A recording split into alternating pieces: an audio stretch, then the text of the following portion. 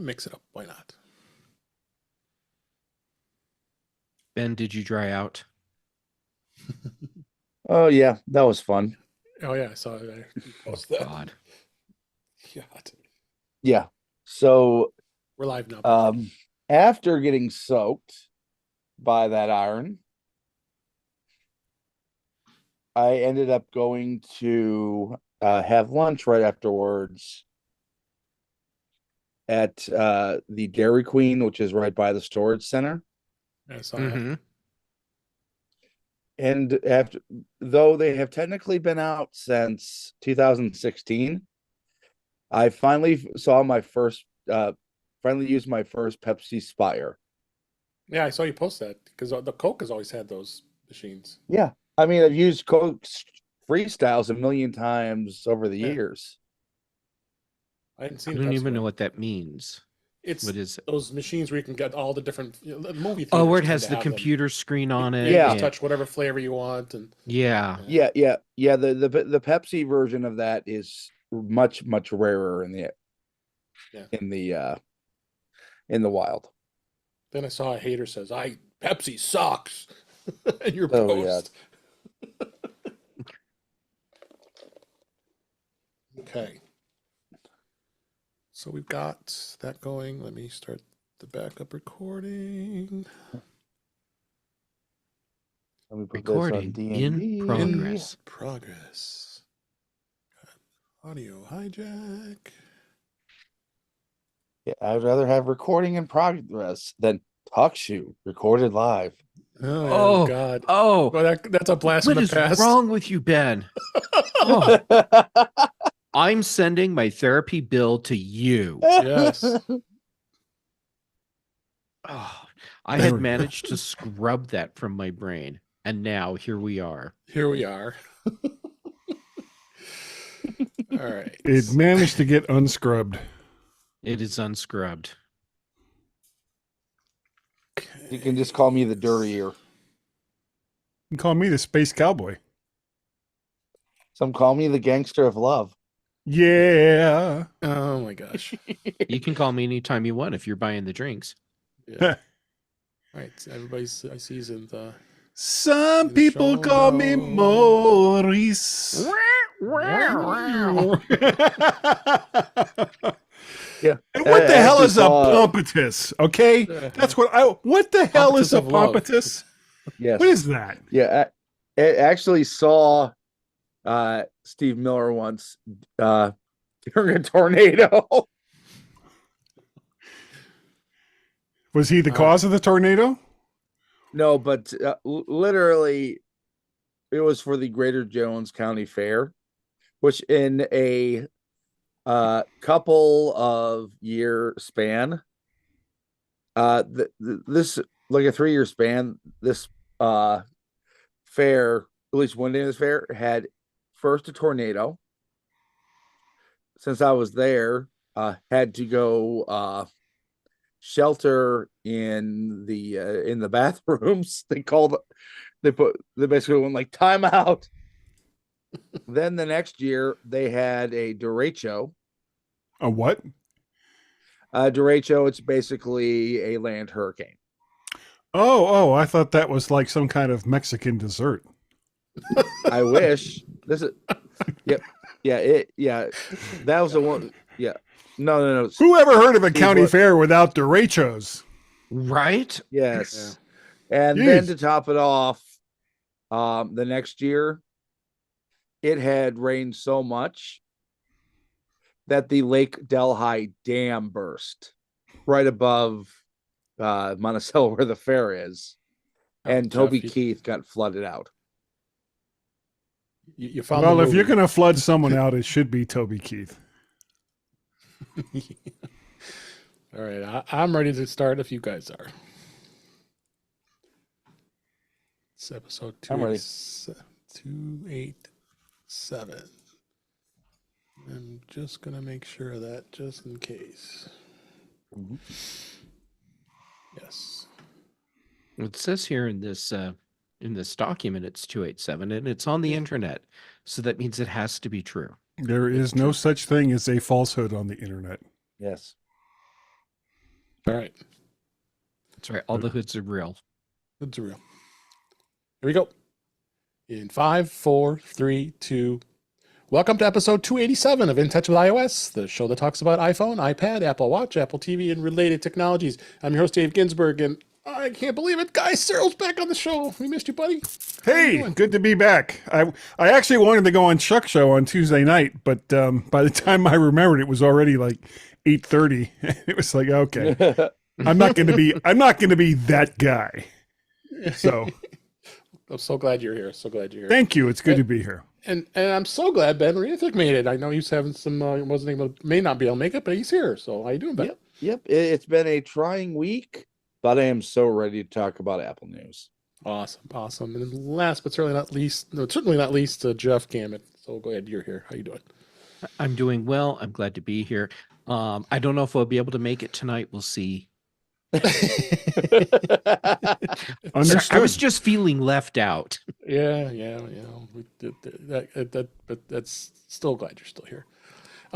So happy New Year to everybody. This is the first show of 2024. I'm so excited to start off a brand new year with the show. We're going on our, what is this? This is our 8th year, I think. 8th or 9th, 2016 we started the show. Yeah, so we're going gangbusters here. So it's been quite a few years of us sharing all of our fun and knowledge and info about Apple and related. And then all the stuff that I bring.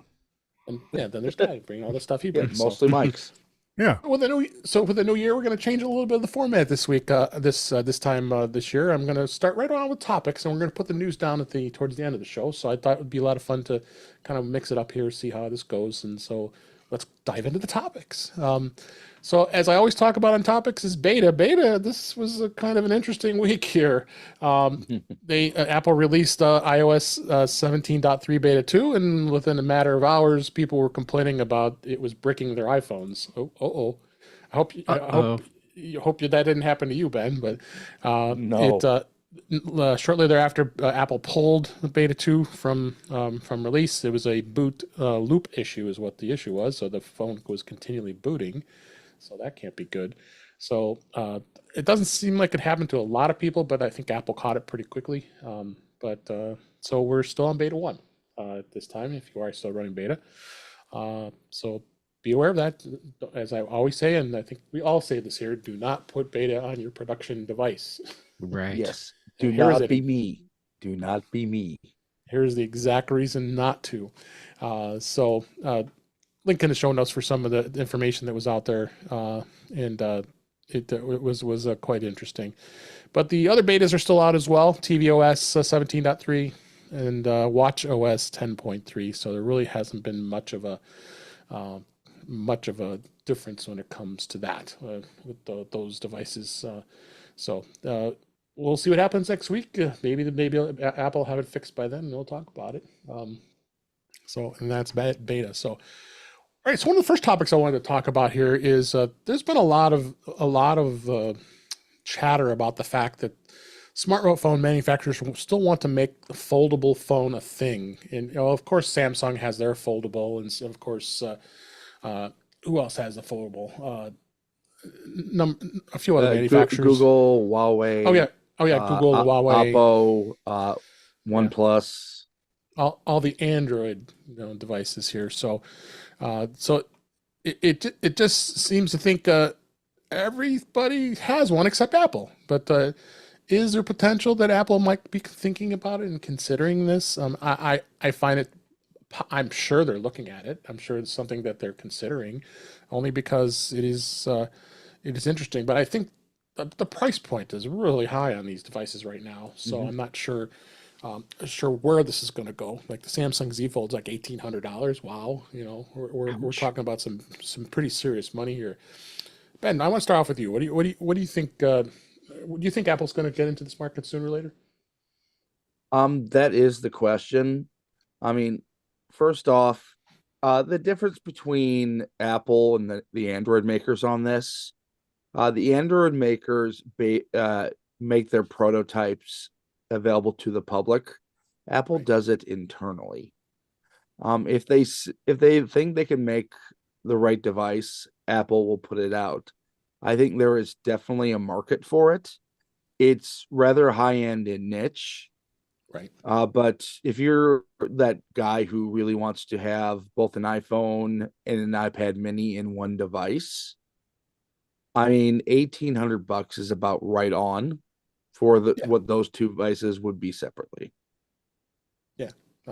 And where technology is going to be. How about you, Guy? Would you buy a foldable phone if it ever comes out with Apple? You know, this ever since people started talking about foldable phones, it just seemed to me like this was a solution in search of a problem. I don't really see what the advantage is of having a foldable phone, because so far with every single one that I've looked at or heard about, they all develop the little crease across where the two screens meet, each and every one of them. And when you're spending $1,800 to $2,500 on a phone and its biggest feature is flawed, what is the point? You know, I put a phone in my pocket because I want to do phone things. If I want to do something more, I'll break out my MacBook Pro or I'll break out my iPad. And quite frankly, I just don't see the point of these devices. You know, maybe could Apple make one that was worth the time and the effort and the expense to go out and get one? Because you can bet that whatever the other Android makers are charging, Apple's is going to be more expensive than that. Right. So, I mean, we'll see if Apple even bothers with it. I'm sure they've got some prototypes floating around there, you know, but to me, it just seems like it's just not worth the time and the effort and expense. Yeah. How about you, Jeff? Would you buy a foldable phone if it was Apple? I would have to see the phone first. Based on what's available today, no, I would not. I would rather have a foldable iPad. And it could even be like two screens as opposed to having the bend in the display right in the middle. But yeah, I'm not seeing the use case for me. Now, I totally get that there are some people where a foldable phone makes sense. And as Ben said, we're talking about a very niche market. And as Guy said, of course, Apple has prototypes. Yeah. But what is the use case that would be that thing for Apple? Because they're not going to bring a product to market where they can't do something better than everyone else. There needs to be a substantial value from their perspective before they're going to bring something to market. And example going the other way, they exited the Wi-Fi market, the Wi-Fi router market. And that's because they no longer were offering something that really set their products apart. Right. I mean, I was hoping they'd buy Eero, but that didn't happen. You know, I was just going to say, I would love to see what Apple would do with a mesh network as far as hardware goes. But I don't think we're going to see it because they just don't seem to want to go in that direction. And it's too bad because I think Apple could bring a lot to that market, especially making it, and it's not that it's that hard now, but making it really easy to set up. If for people who ever owned an airport, they were like stupid easy to set up. I mean, it was almost just plug and play, and you were online. Set your password and you're all done. And if they could have brought something like that to a mesh network, I think it could have been big, but I guess they just didn't feel like it was worth the time and effort. Yeah. Especially if you were fully integrated with Apple Home. Yeah. Well, see, they exited that market before Apple Home was even a thing. So right, they hadn't even exist, right? Yeah, and let's face it, Apple Home isn't exactly a walk in the park as far as ease of use goes either. And not that anybody else has anything much better. I've got a couple of those Wi-Fi power plug things that I use outside and a few other places. Right. And I get them to work, but if something goes wrong and I can't find the instructions for them, I'm hosed. It's like, well, I have to go out and spend another $20 or, whatever the heck, however much I spent on that cheap piece of Chinese crap and get another one and just take it from there. But yeah, home automation has the potential to be the next big thing, but nobody is doing it very well. Not even Apple. Yeah. Spinning it back to the foldable phones. Sorry. No, that's okay. Hi, Jack.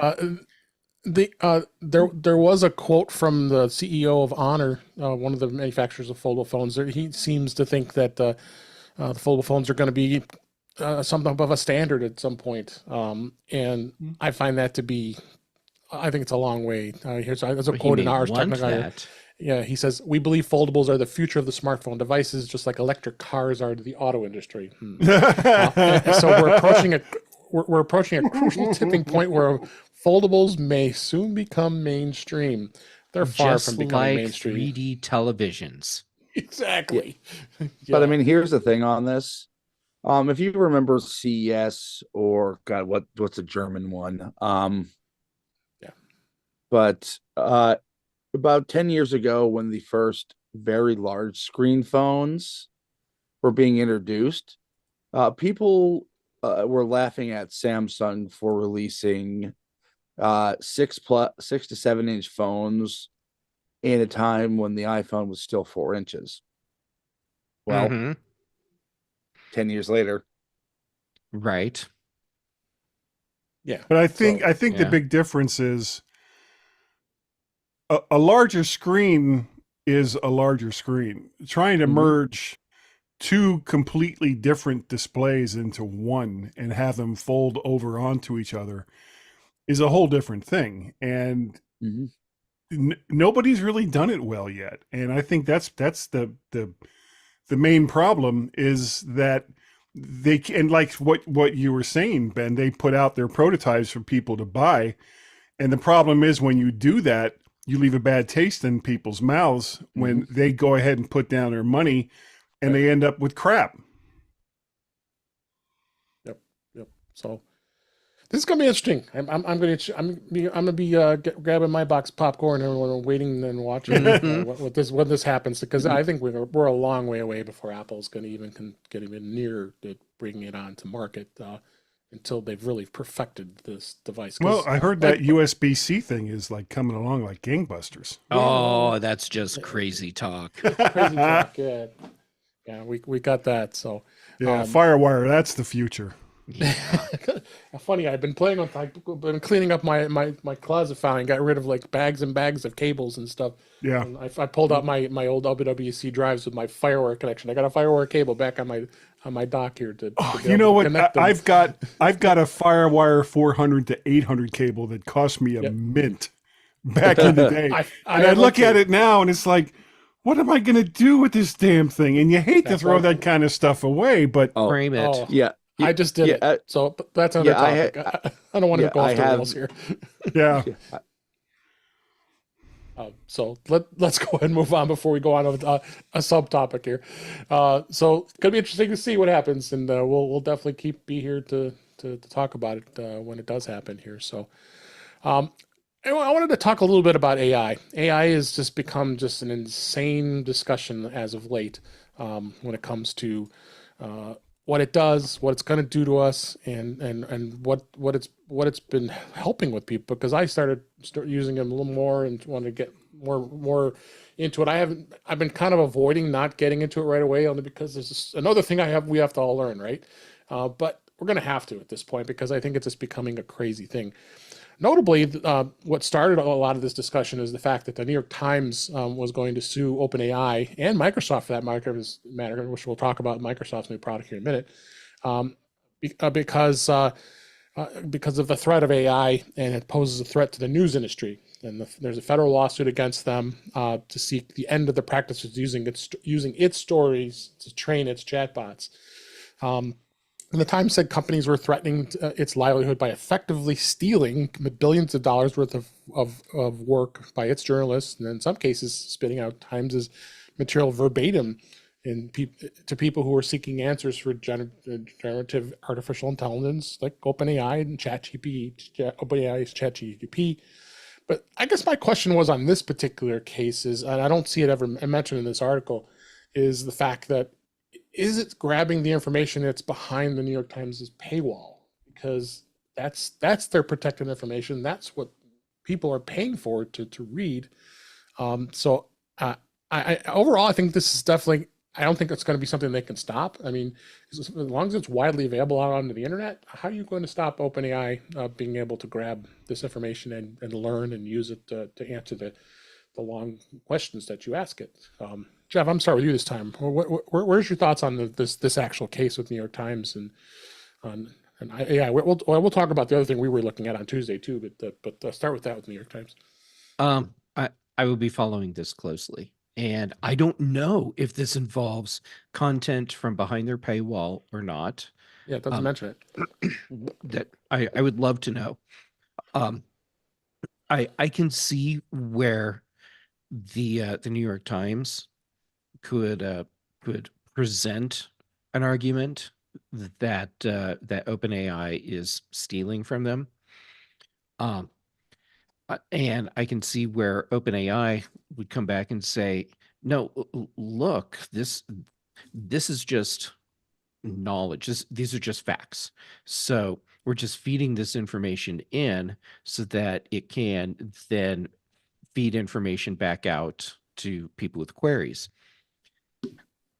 I have a feeling part of what this is going to come down to is the argument that LLMs can only be derivative in nature. They can't do the same thing that humans do, where they can read data from multiple sources, and then humans extrapolate out from that, and they create new thoughts and new ideas, and they build on what they have learned.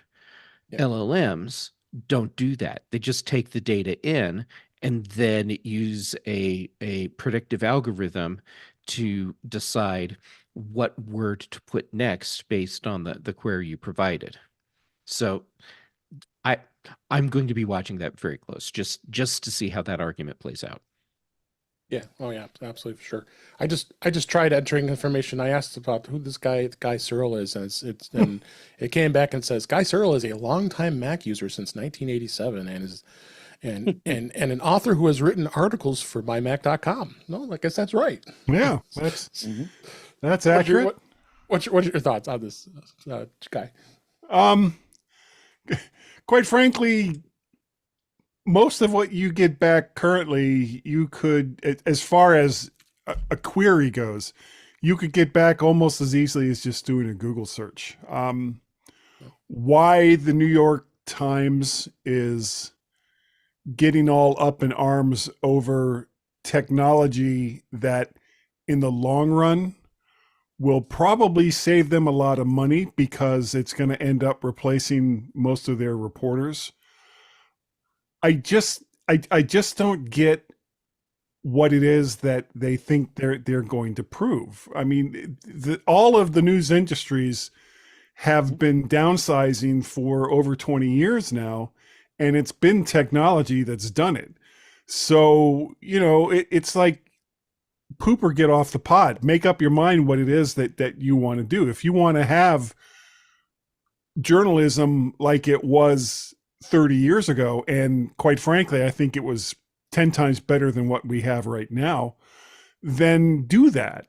And don't engage in wholesale replacement of reporters and editors and everything else with technology, and then turn around and complain that the upcoming technology is stealing from you because you've stolen from everybody else. Yeah. So I went ahead and asked Chat Copilot and said, Is the New York Times, is OpenAI, here's what I asked. It says, is the New York Times allowing OpenAI to get information behind their paywall? And it actually, I got the answer. So I guess I should type this before I even start saying anything on the show, right? So the New York Times has filed a lawsuit against Microsoft and OpenAI for copyright infringement. The lawsuit alleges that OpenAI powered software will circumvent the Times paywall and reproduce Times articles if asked. So Okay, that's a Yeah. totally different argument right there. yeah. And regardless of what New York Times long-term plan is for how they operate their newsroom and how they create content, sidestepping their paywall to scrape content, that's a really bad thing. That's stealing. Well, and then just to add to it, it says, unfortunately, I could not find any information on whether the New York Times is allowing OpenAI to get information behind their paywall. So it can't confirm it. It So says it's it is, but it's not can't gonna confirm it. gonna tattle on itself. In other words, Yeah. So lawyer AI has gotten to it. I can neither confirm nor deny. Yeah. So, Ben, what's your thoughts on this whole thing? Here's the thing on LLMs. They become a commercial product so quickly that they're basically in the wild before we have any concept of what the rules for them are. We're going to end up seeing a lot of litigation to basically determine what's allowed and what's not allowed under these large language models and scraping. Ultimately, I think LLMs are going to be kind of the next quote unquote ad model where companies can basically sell their data for money. It does make sense. So it's gonna be interesting. And speaking of AI and OpenAI, I mean, OpenAI, we all knew about ChatGPT. That's been the free thing. That's what started this all. And Google has its Bard, and then Microsoft came along, and at first they integrated it within their Bing search engine and put it as a part of Microsoft Edge in their browser. But now what they've done is they've now come up with a standalone app called Copilot. They introduced this back during Microsoft Ignite last year in 2023, and said that this was going to be something that can work along in accordance with a specific app that you download, and you can just have one place to go, and it's going to be available for you to search for things using their standalone app. So right now, it is available on iOS. You can get it on the iPhone, and as well as on iPadOS, as well as the iPad app you can install on a Mac. Because of Apple Silicon, they left that open so you can do it. So I've been using it for a while, and boy, I must say it is very interesting to see where that is. So we have a link in the show notes so you can actually go to the app and download it. So I highly recommend checking it out, because I'm finding it to be more my de facto place to use for search for this. And you guys have you tried this app yet? I have not tried it yet. I will, because I'm very interested in seeing what all these different companies are doing in this space. I just haven't had a chance yet. On a side note, because apparently I'm the guy that's triggering us going down rabbit holes today. Sorry about that. That's all right. I was listening to NPR today, and one of the articles that they had was about Microsoft's just announced requirement for Windows keyboards or You Windows just read my compatible mind. keyboards. Just putting that in the show notes right now. Oh, great. You saved me from having to go find a link. Thank you. Yeah. So for those of you that don't know what I'm talking about, Windows compatible keyboards moving forward will have to have a special key on the keyboard that's just for Copilot. Yeah, essentially it's going to be where the print screen key used to be that nobody's used in 30 years. Yeah. So this is What actually will I the do first, without it? this is the first time Ask they've done Copilot. any It'll change. tell you. Yeah. I 30 actually, years. when I saw some of the stories that you had in the show notes, I actually went and downloaded Copilot, and I've been playing around with it for a little while, trying to get it to make images for me. And I asked Oh, it I saw to your make- images. Yeah. I asked it to make an image of two angry podcasters, and that ended up just being a complete That was nightmare. And so finally I said, okay, I want to see two podcasters, one with red hair, one that's bald, and with that's blonde. And it gave me an image that I put it up on Facebook. I'm gonna grab it. Yeah, that was it was, and then on Facebook I said, okay, well here's Gaz and me when we were much, much younger. And I don't know if that would hold enough fascination for me to do it on a regular basis. I know that Carl Madden over at the Mac and Forth show uses Chat GPT to generate his show images almost every single week. Yes. But I mean, you really have to have a specific term in order to get something that you want. And even with the terms that I used, I wasn't particularly happy with it, but I also wasn't going to spend, the entire evening trying to come up with a computer generated AI drawing that looked enough like Gaz and me when we were younger to bother with it. So I was like, But now you "Yay, have it. good enough. Good enough." I'm looking at that image now, Yeah. and Well, that's red hair. Yeah. it's red hair, and that's It'll be in the show bald. notes. And that's bald. Yeah, I mean, with angry podcasters, I'm surprised it didn't just come up with a photo of Peter. Yeah. Well, there were some of the images that I saw. I mean, these guys were literally, it was like face to face, just screaming at each other with a microphone in between them. And it was like, well, that's not really what Gaz and I do. So it's like, okay, we'll just skip that part of it. But yeah, this is another thing that AI can do. I mean, I think our friend Dave Hamilton's been doing it for Mac Geek Gab too. They've been doing it to generate photos every week of different topics.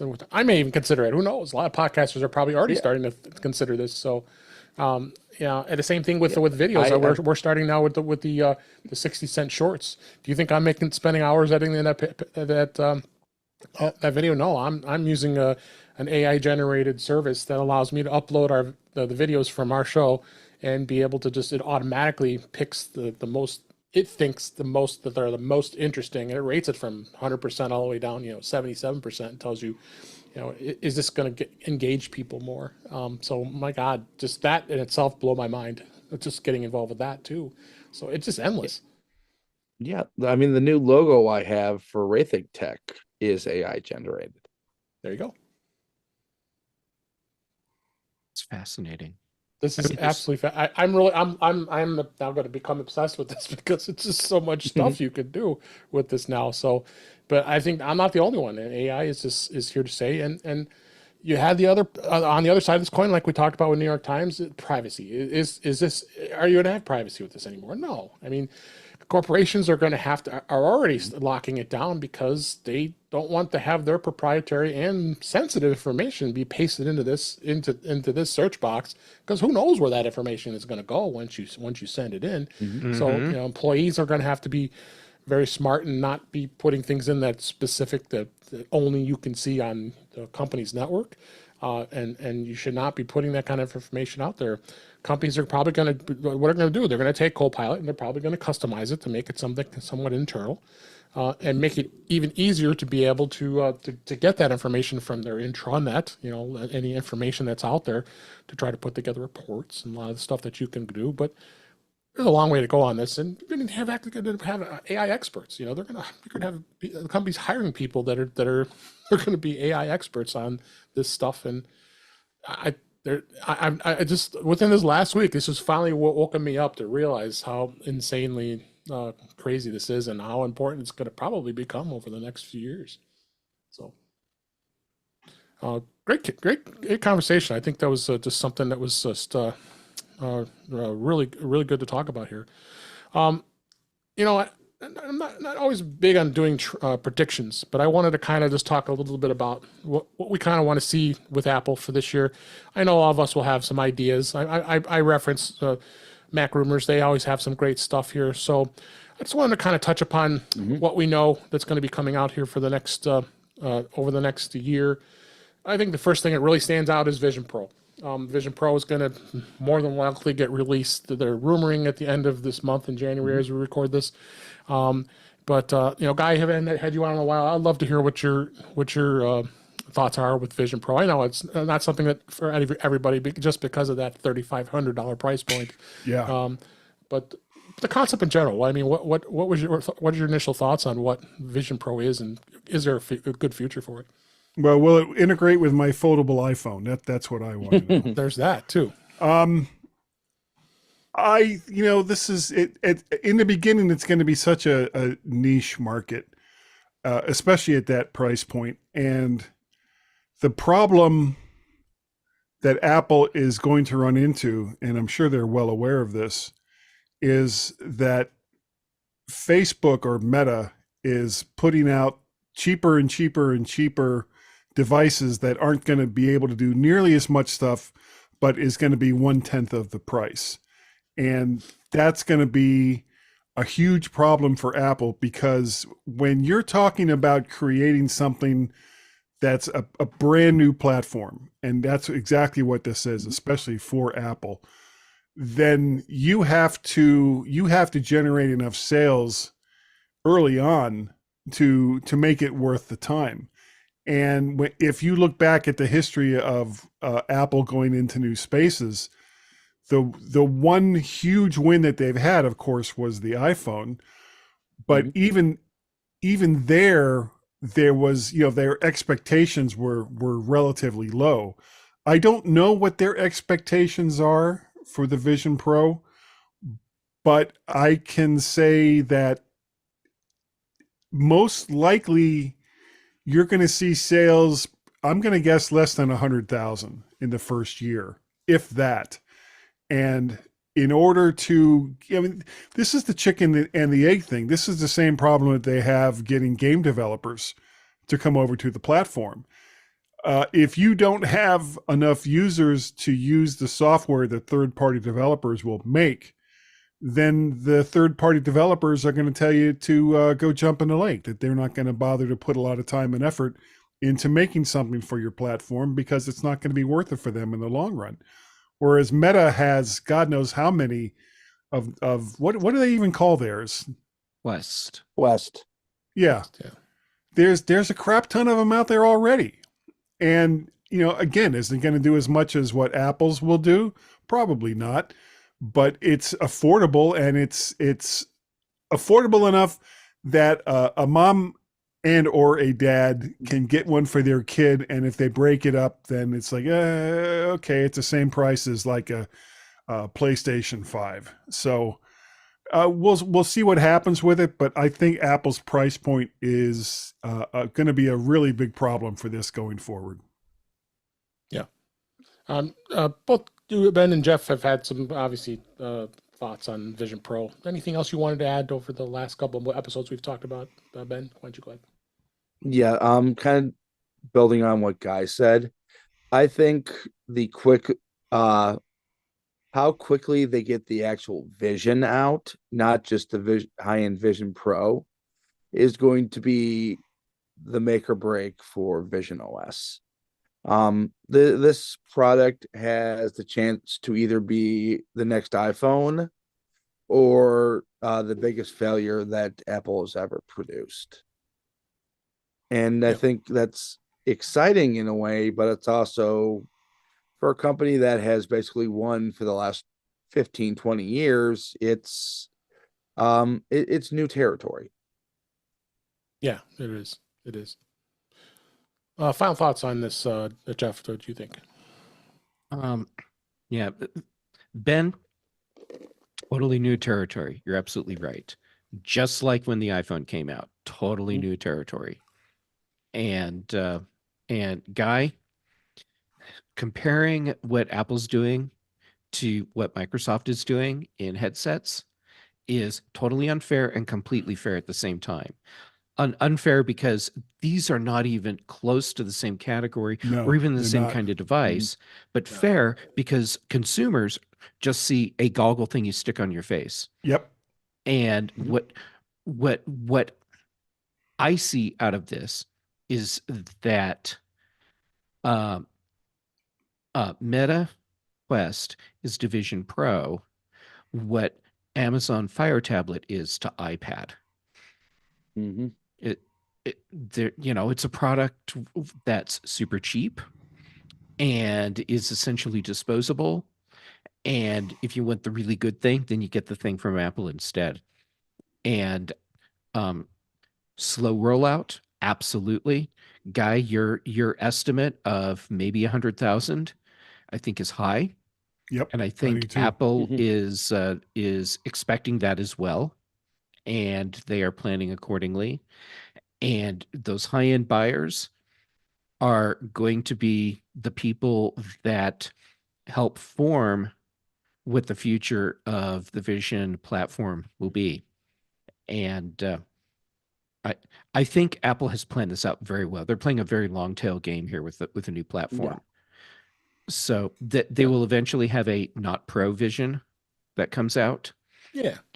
And I think with the game Apple's playing, it doesn't have to be in 12 or 24 months. It can be a little bit longer than that. Mm-hmm. I'm guessing about 5 years. Yeah, there you go. Yeah. That sounds about right. So that's Vision Pro. The other thing which was surprising last year in 2023 that Apple did not release a brand new iPad. I mean, they hadn't done that in that was the 12 years they were continually, even if it was modest updates to the iPad. So that nothing was released this last year. So they're Nothing bound to at have all? to do it. Nothing new. Mhm. Not a No? single. There was a pencil. That was the only iPad product Yeah, re- the released. newest Really? PC. There wasn't that iOS wasn't PC. even an update to any of the iPads last year. Nope. None. Wow. Even Okay. low end Didn't model. realize that. So there was for this the very first time since the iPad was released. So there's bound to have something coming out for the iPad. Now the biggest thing is the OLED iPad Pros. And they're going to be probably releasing them with OLED displays for the very first time. I can expect that to happen, and they'll be as impressive as iPhone screens. And also, I would go under that anticipation that's going to be they'll probably be bumping up the processor. You may even see an M3 processor in an iPad Pro. And so that's going to be interesting, as well as potentially you could even think about more storage because people are going to want to use this device more and more as a more of a dedicated device versus a Mac or a PC for that matter. Could go 4 terabytes of storage space. I can imagine how ungodly expensive that'll be. But I think that's some of the things you could see on the iPad Pro. Jeff, what do you think on iPad? What do you think the Pro is going to be that of a high end device? You think Apple's going to go that up, head it up that high? Yeah, kind of. So high end M2 processor of some sort or an M3, especially since we didn't get anything new in 2023. This feels like the year that we're going to see some significant changes to the iPad lineup across the board. And my Jedi instincts are telling me that's why we didn't see anything with the iPad line in 2023, because there's some big things that are coming. And that's kind of cool and exciting. Also very concerning because I fear that 2024 could be a very expensive year for me.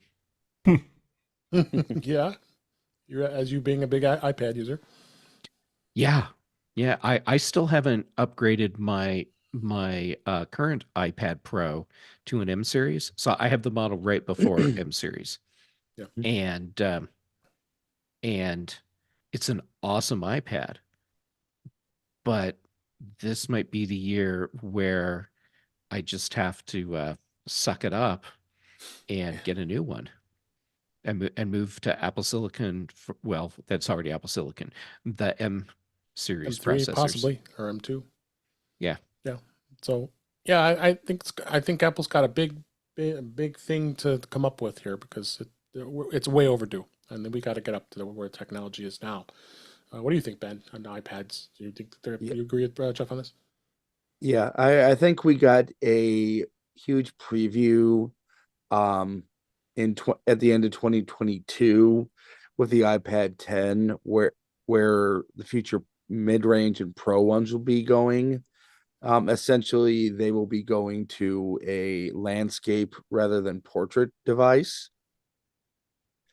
But yeah, they're going to get better screens, faster processors, and essentially start being treated like a computer rather than a large iPhone. Yeah. How about you, Guy? I mean, you have an iPad, but are you a big user of the iPads? I as of am. late? I actually have. I went because I had that 2018 iPad Right. Pro that I got from Warren, and excuse me, I went ahead and bit the bullet a year and a half ago and got an M1 iPad Pro. That's what I got. And it's a great device. The problem with it is the problem that the iPad has always had, which is getting the iPad OS to get out of the way and letting people do some of the things that they want to do with it. Multitasking is still pretty much garbage on an iPad. It needs a decent file manager besides the makeshift one that it has now. Yeah. And multitasking on an iPad can be done, but it involves you doing this ballet of movement and motion in order to get everything lined up so that it'll do some of the things that you want it to do. And this is coming from someone who in 2013 or 2014 went to the Macworld Expo with nothing but a microphone and an iPad, recorded video, recorded podcasts, did all of that stuff on a 2012 iPad in an area or in an event like the Macworld Expo. And it worked. I got it to do everything that I wanted it to do. It wasn't easy, and it took about 2 to 3 times longer than it would have on a Mac. But the point was to see if I could make it happen, and I did. And all of those things are still capable now, and are in fact a little bit easier than it was back then. But Apple needs to decide if they want the iPad to truly be a computer or just a content, a device that you're looking at content on, which is what probably most people that own iPads is doing right now. Yep. So we'll have to go. We'll have to go through all the other iPads. Are probably going to be probably more than likely will be released. You can anticipate they're going to update the iPad Air that's overdue, and the price point, as well as their talk of rumors of an iPad Mini. Mini may still stay in its slower side of the processing spectrum, only because it's a smaller device. Audio devices will definitely be of a change, where the AirPods, there might be a generation 4 that comes out. The AirPods Max are insanely overdue. That was released in 2019, so we're talking almost 5 years now at this point. I have a hypothesis there. Please. Yeah. Okay, my hypothesis is that Apple has been working on their own wireless protocol for high-res audio, and it hasn't progressed as quickly as they thought it would. But I'm betting that they've got it worked out, and we will see this year another update to AirPods Pro, and we'll see an update to AirPods Max that give us that true high-res audio experience wirelessly. With more bandwidth. Yeah. Yeah. I mean, so so it won't be transmitting over Bluetooth for that. No. No. I mean, they already have their own audio and video codec standards that they themselves have either bought or created. So it's just a question of are those codecs small enough, and can we develop a device with enough bandwidth to push it to the devices that people are buying from us? I think the answer is yes. And I think it's likely we'll see that this year. Yep. So that's there's quite a bit of potential here that could be out with this. Other thing we could talk about is iPad accessories. I think there'll be a new Pencil 3. Be interesting to see if that happens. The Magic Keyboard. I think they're going to probably do some improvements on that. They're going to probably have to because they're making some changes. They need to make the Magic Keyboard available for more versions of the iPad as well. Yeah.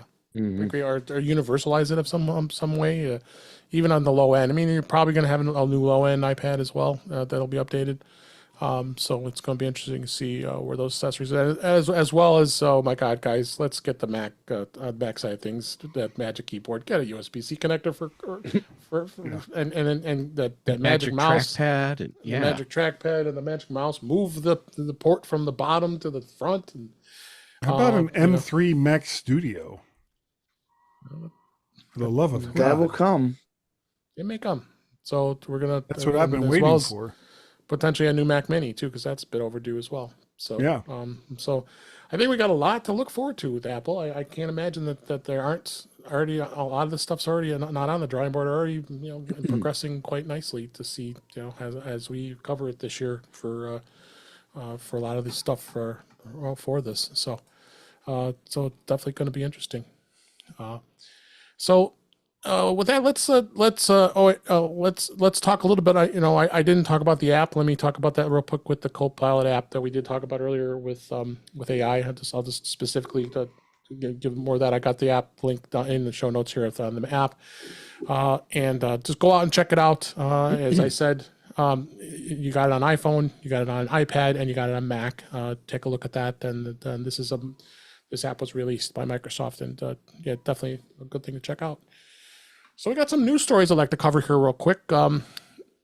First one is T-Mobile. I've been using this app since its inception, the T-Mobile Tuesdays, and for the most part, they tend, being a T-Mobile customer, they tend to have some pretty cool things, including MLB at bat, MLB TV that you get. They give that for free every year, which is awesome. That if you're a baseball fan, that's a $200 value right there by itself.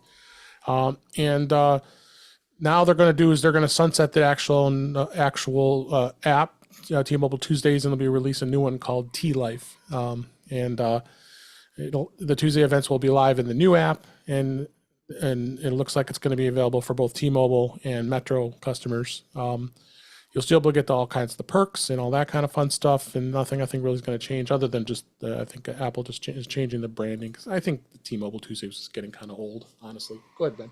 I'd completely forgotten that it was there. I haven't gone on a Tuesday to their app in probably a couple of years.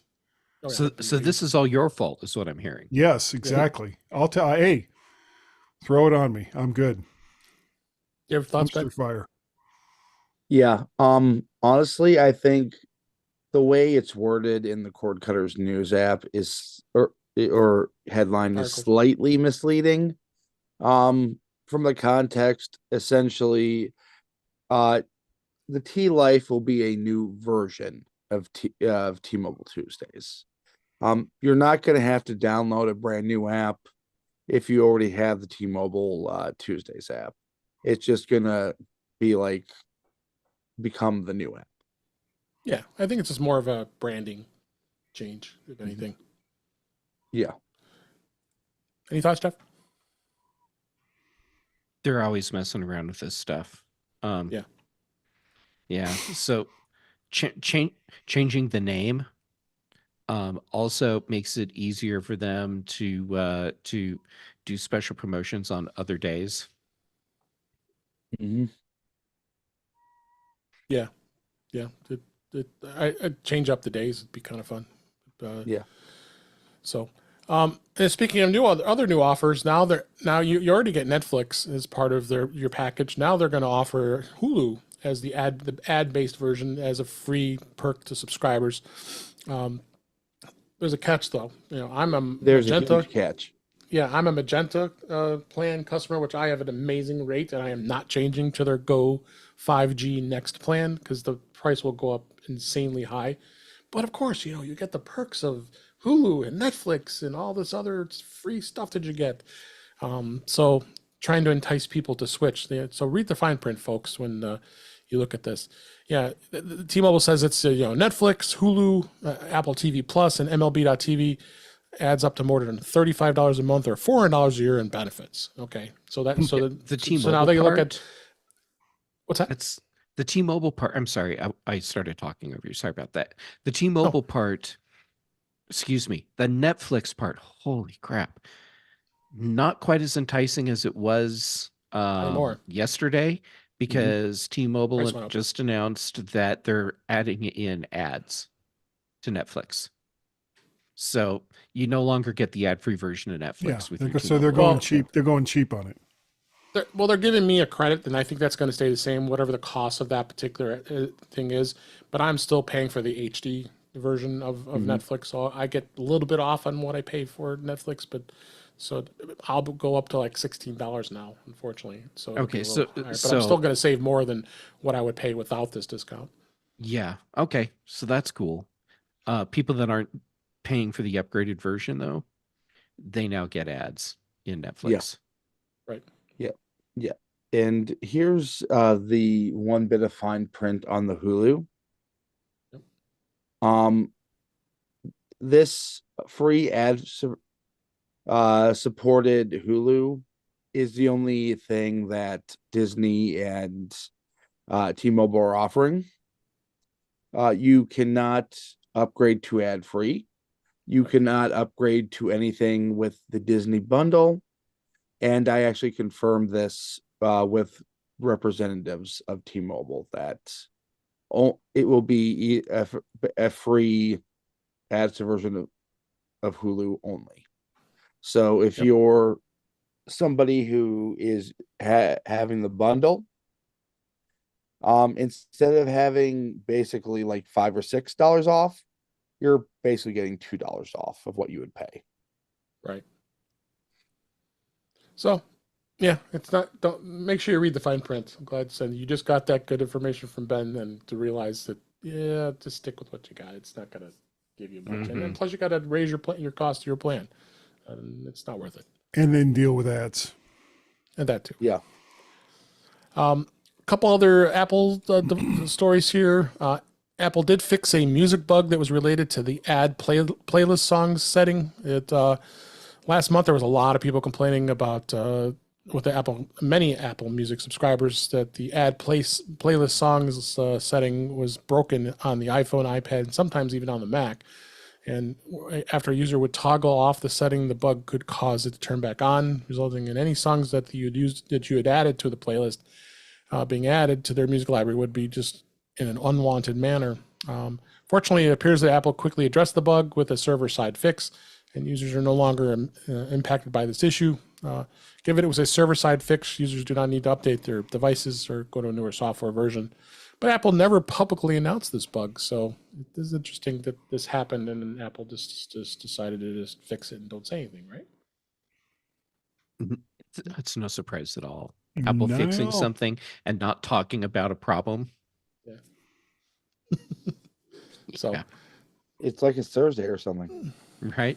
The real news right. would have been if they'd been incredibly transparent about the whole thing, talked about where the problem was, what was triggering it, and all the steps they took to address the issue. And then made a big announcement once the fix was in place, and then apologized to everyone for the problems that it caused. And gave them a U2 album. I'm still amazed people are Still upset pissed off about that? here's free music. Oh my God, you violated my privacy. No, we just gave you free music. He gave you an album. But still, it's just like, yeah, something not working. What you guys talking about? It just works. Yeah. Right. Stop holding it wrong, Ben. yeah. Come on. Next story here. Apple Fitness Plus is now launching sound meditations, workouts for golfers, and more. Our friend Chuck Joyner is probably going to like that. I don't know if he even uses Fitness Plus for that matter. You will now. He will now. For 2024, Apple Fitness Plus is going to get some new ways to stay active and mindful. Headlining the update is, like I said, sound meditations, a range of themes that have a new program called Strength, Core, and Yoga for golfers, featuring a record-breaking athlete Rose Zhang, new episodes of Time to Walk, and more. Yoga for golfers. Yeah, I'm just picturing a bunch of guys in plaid pants trying to do double dog down or something. It's like, Right. no. They bend over and you don't hear anyone saying and breathe. You hear them going, Yes. and stop. And now the Titleist stretch. Oh, I get that joke. Yeah, I got it right away. So there's a link in the show notes here about more of the information about this particular update. Apple actually released a news release on it, so check that out. So it's definitely going to be some more added bonuses for Fitness Plus. And finally, we wrap up this the show this week. I had to not mention this. Do you miss the physical keyboards? There's a new Clicks accessory that adds keys to your iPhone. You know, BlackBerry fans are truly missing that physical keyboard on their smartphones, and they may want to check out Clicks. It's a company that's now developed a keyboard case that's designed for the iPhone 14 Pro and 15 Pro models. Clicks is showing off its keyboard. It's going to be ahead at CES. I'd be interested to hear what our friend Chuck Joyner will hopefully come across that. I'll make sure I get to share this with him. He isn't already going to check this out. And it's going to be released in mid-March. And it's going to be $159, and they're going to release also one for the 15 Pro Max in the spring. It's available in Bumblebee Yellow, London Sky Gray, and it adds a small physical keyboard to the bottom of the iPhone. This is ungodly. I don't know if I would ever want this thing. What do you think, Ben? It's for a very, very specific audience. Yes. Considering who is the two people kind of behind this company, you have Mr. Mobile and Crackberry Kevin, formerly of Mobile Nations before it was bought out by Future.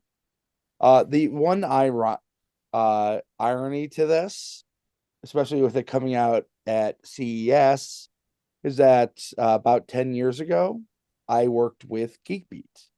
We jointly did the CES coverage with Mobile Nation. So at that event, I have had chances to interact professionally with Kevin a bit. I can tell you this, with him behind it, this is not going to be some cheapo plastic thing that you get on. Not for that price. No. It's going to be a high quality product. I just don't know how many people there are to buy it other than Kevin. Yeah, it's gonna be interesting. Guy, I know you miss your BlackBerry. Don't you want to go on and get this? Yeah. You know, with these big sausage-like fingers, I would just love to have a keyboard that's the size for an iPhone. Please give me some of that. Yeah, honestly, I wish this was out about 5 to 6 years ago. Yeah, maybe. Now, when you fold it out, does it like expand? No, sorry. It doesn't even look like it folds out. No, it's literally like it's like a battery case that's a keyboard.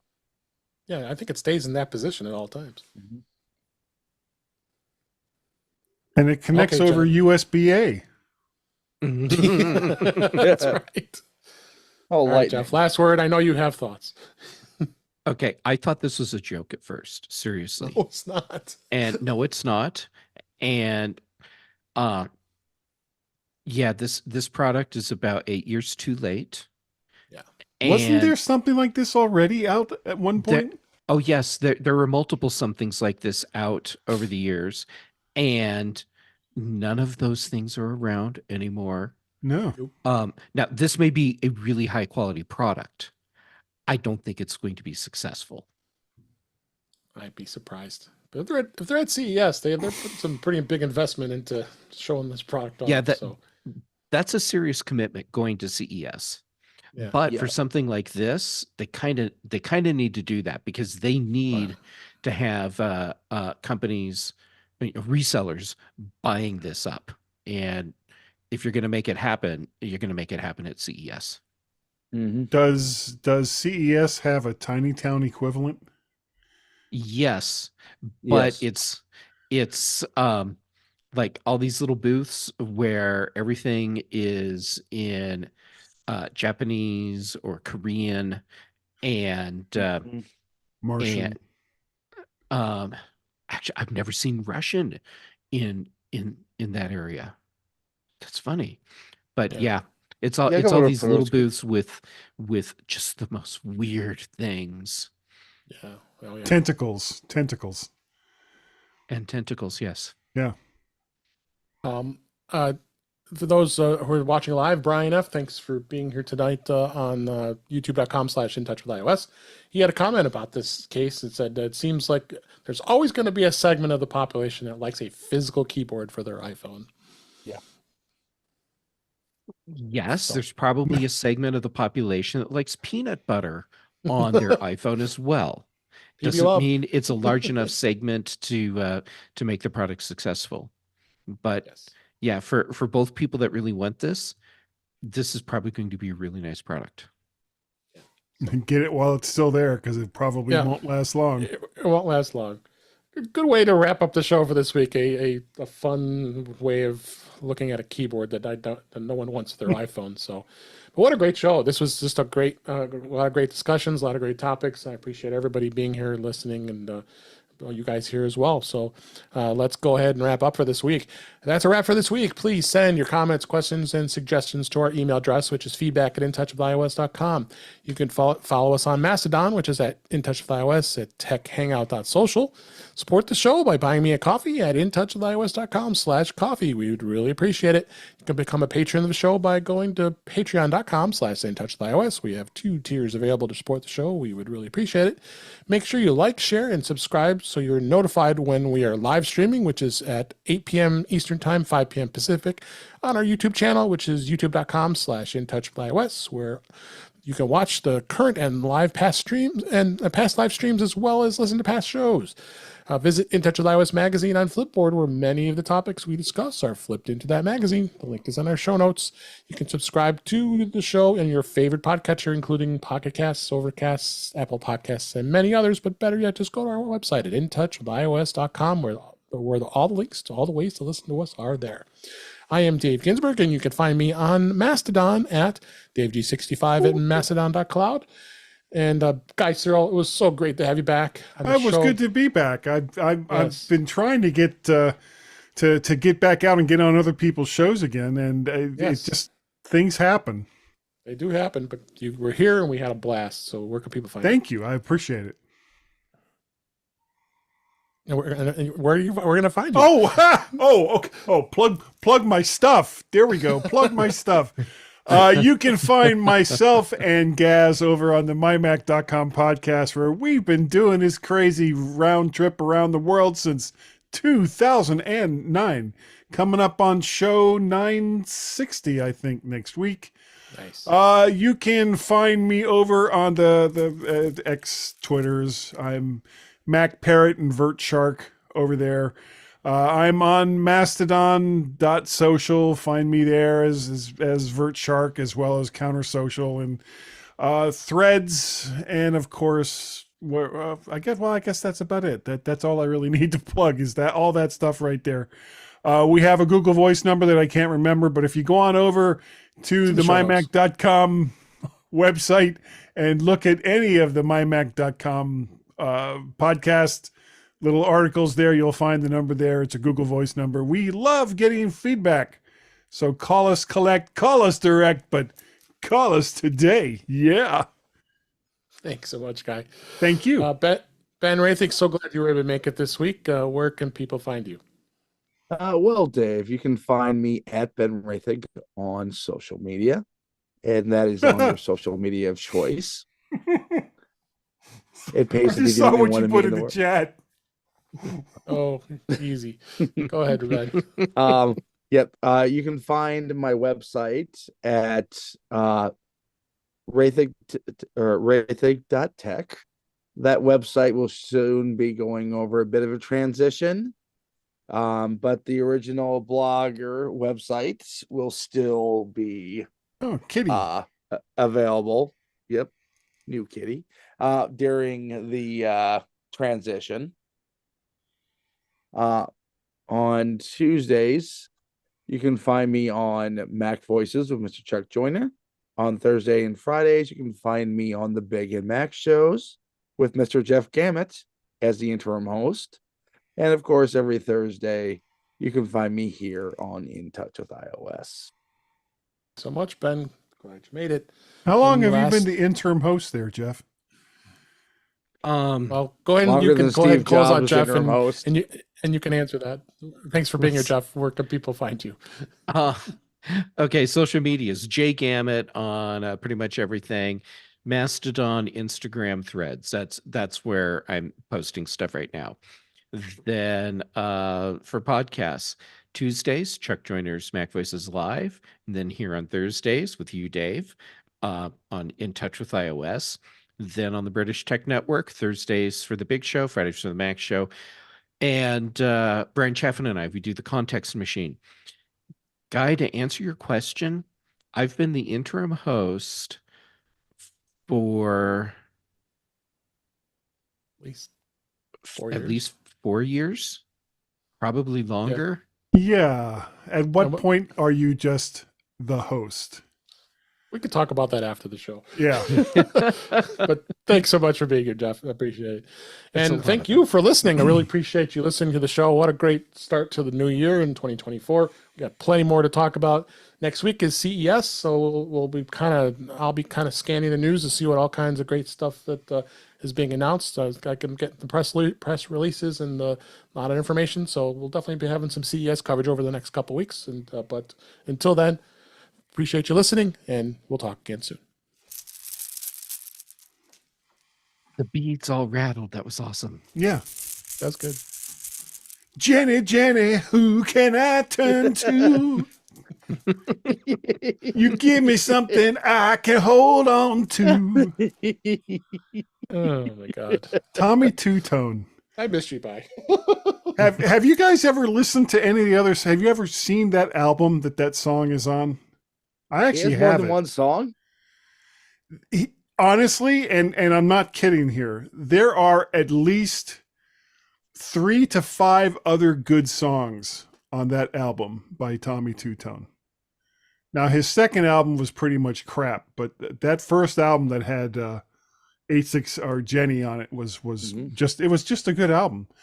And you know, there's a lot of one-hit wonders out there that when you actually dig a little deeper into their albums, there was some good stuff there. Like the Knack, their first album, had some great songs on it other than My Sharona. Even their second album was also very good. That was Tommy Two-Tone -2.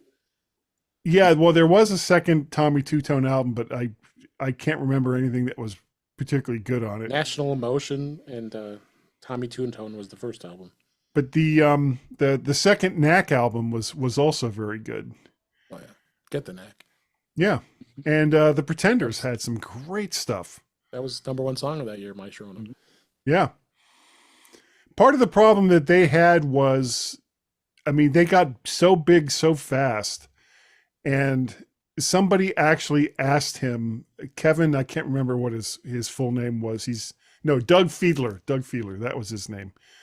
Something about what their next album was going to be like, and he made the stupid mistake of saying something along the lines of, this is going to be like our Sgt. Pepper's. And it's like, oh God, don't.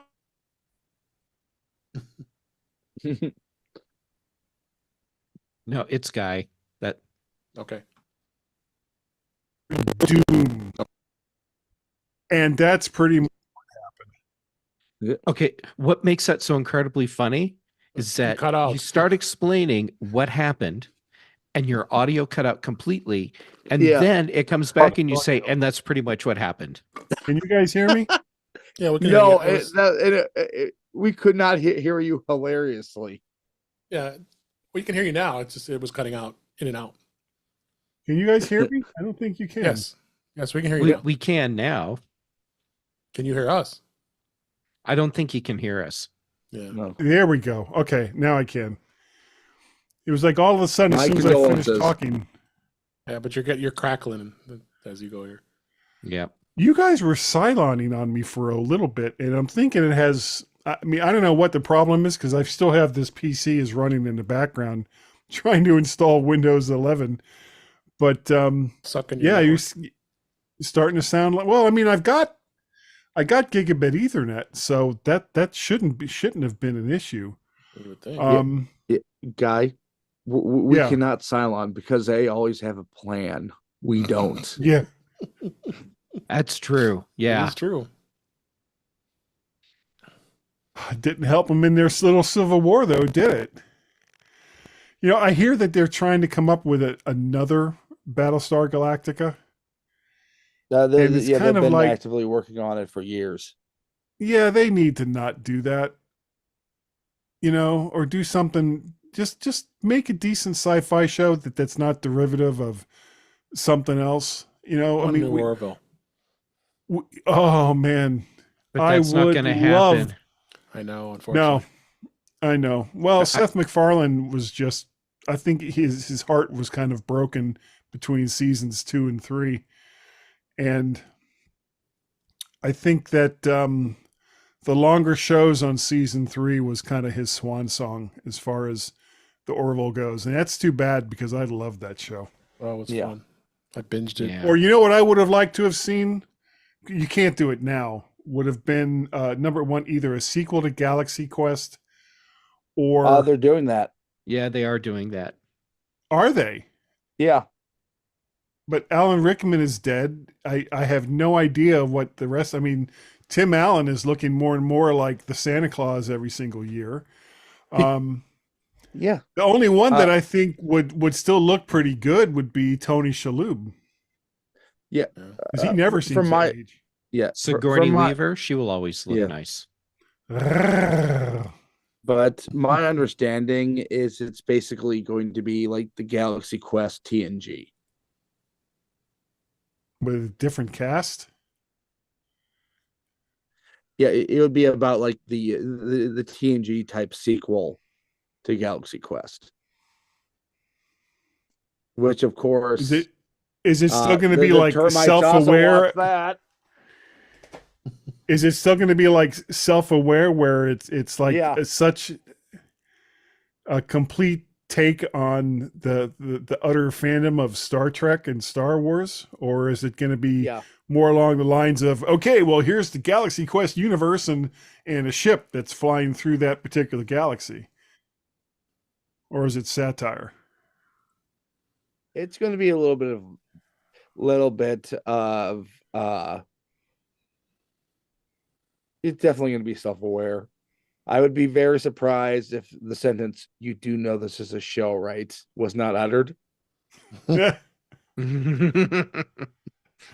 You've taken something I did as a lark 30 years ago and turned it into a colossal waste of time. Yeah. Best line Shatner ever delivered. But I mean, from what I understand, it's going to kind of dive a little bit deeper into that. I mean, obviously, there's going to be people on Earth that now know that,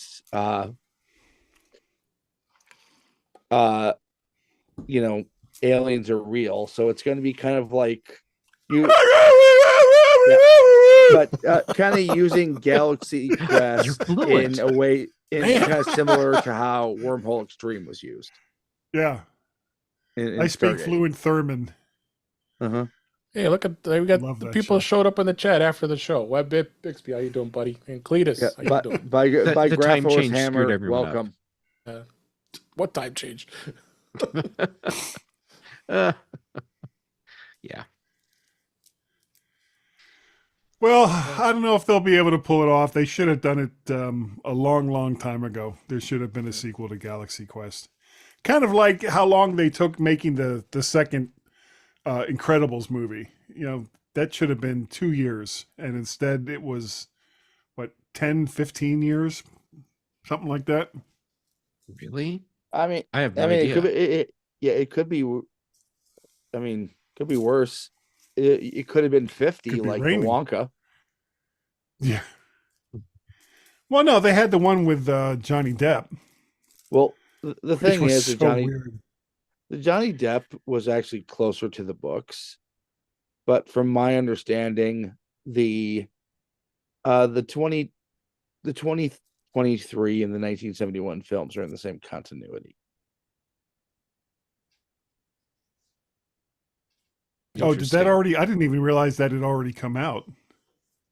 It came out, and I love it. Bombed. Oh, how did it do in the box office? Bombed. Pretty good. It's the number one. Oh, it well- is? Wait, what just bombed? Oh, the Aquaman. thank you, Bombed. Aquaman. Yeah, Yeah. It's in Rightfully theaters so. still, I think. Isn't that movie? Aquaman? It's like Well, DC, just pull the plug, start over again they already with did pull younger the plug. versions. I mean, literally for the instead of a red carpet, I think they invited people over for beer and nachos, Yeah.